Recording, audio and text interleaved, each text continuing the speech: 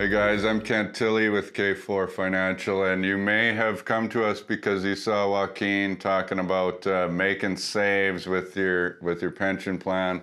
I'm sorry if you were recently laid off and are finding yourself in a difficult situation.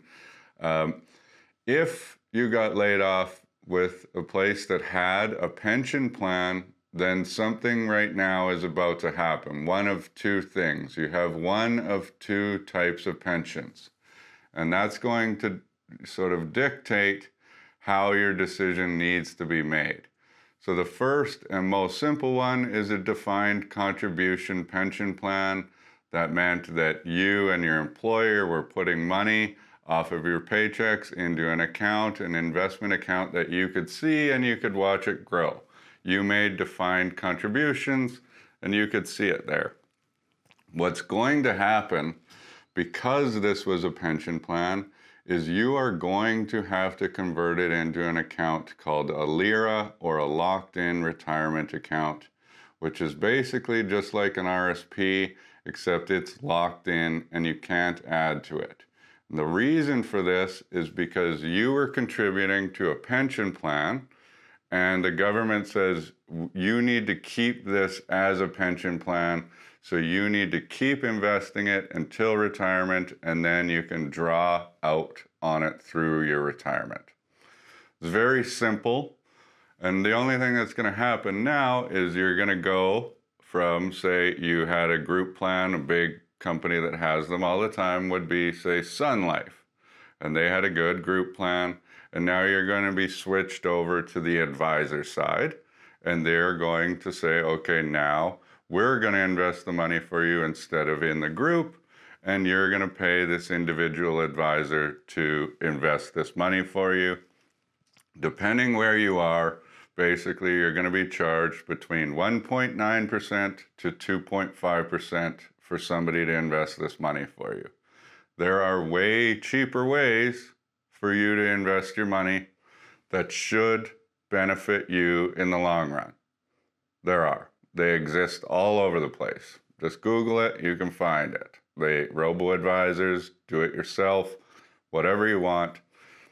It's a simple account that comes into play later.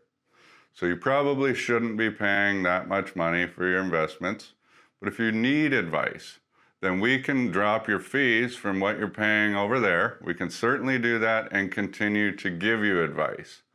Or you could come to us and say, okay, we just kind of need a little bit of help figuring this out. And you will pay us a little bit of money to be like, okay, this is how this is going to play into your retirement plan. This is how you should invest. If you don't want to use who we recommend, go over here and pay next to nothing. But we need to make money for this advice. So that's why we charge an upfront fee for what we do, based on the complexity and what we think you need. If we have an initial conversation with you and say, okay, I think you need this, so this is why.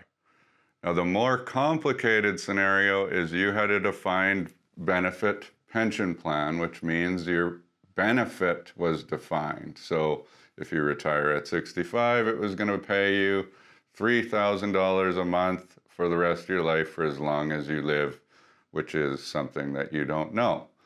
This becomes very complicated in some cases because now you have to choose whether or not you want to invest this yourself or keep it in the pension plan, and which math is going to be better. It's actually like a fun calculation to do. I actually like doing these, but what's going to happen is if you go to the wrong person, then they are always going to lead you in the direction of saying that you should invest this money on your own and not keep it in the pension plan, because they're about to make a whole bunch of money if you choose to invest with them. So for example, these can be sometimes the biggest accounts anybody's ever seen. They can be worth hundreds of thousands of dollars, upwards of $1 million. All of a sudden you have to choose. You've never really invested in your life. Should I invest this $800,000 or keep it in a pension? Massive Massive financial implications, huge decision based on your wants, your investment tolerance, a whole bunch of other factors where you shouldn't be going and talking to somebody about this idea like, if I could sell you on investing that $800,000 with me, I'm going to make tens of thousands of dollars. Of course, I'm going to try and convince you to do that. You should never go and deal with somebody that's going to be putting their best interests before yours. So the first thing that we would do is you would pay a professional, myself or Chad, to run these numbers with you and say, based on this, based on these assumptions, based on our conversation, we recommend that you either keep it in the plan or take it out. Now, if we recommend that you take it out, then other things come into play. Where should you invest that? Do you want to continue working with us? All of these other factors. After that, we can discuss it. There's a really big decision that you need to make right now, unfortunately, because of this, and especially if you have a defined benefit pension plan. So I have a whole bunch of other videos. Ryan can link one in of me actually doing the math on an example of, a real life example of what we would see sometimes. But everyone is different, and everybody's needs are different. Everybody's wants are different, and that plays a big part into it too. So we'll talk about the risk versus reward of the pension plan. We'll show you how to save fees. We're just here to give you advice. The only purpose of K4, the only reason I set it up was so that I could cut out the massive profits that the giant financial institutions are making off of everyday hardworking Canadians.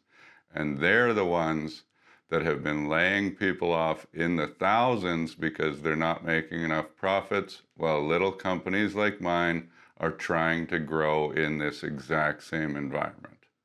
So what does that tell you? Cheers.